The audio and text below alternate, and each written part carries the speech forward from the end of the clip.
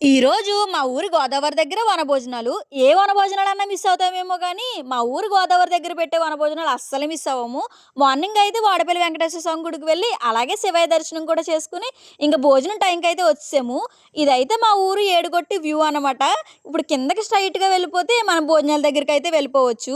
ఇంకా మా ఊరు వాళ్ళైతే చాలా మంది ఇక్కడే ఉంటారనమాట. అందరిని పలకరించుకుంటూ ఎలా ఉన్నారు, ఏంటని చెప్పుకుంటూ వెళ్ళిపోతామే. వంటలకొచ్చేసరికి ఇక్కడే వంటలైతే చేసేస్తారండి. మార్నింగ్ అయితే ఉసిరి చెట్టుకి పూజ ఉంటదండి. ఆ పూజ పూర్తవగానే నైవేద్యం పెట్టి ఇంకా భోజనాలైతే పెట్టేస్తారు. మాక్సిమం అయితే 11కి అలాగైతే భోజనాలు పెట్టడం స్టార్ట్ అయిపోతుంది. మేమైతే వెళ్ళగానే పూజ చేసిన ప్లేస్‌కి వెళ్ళి అక్కడ మనస్ఫూర్తిగా దండం పెట్టుకొని ఇంక భోజనానికైతే వెళ్ళిపోయామండి.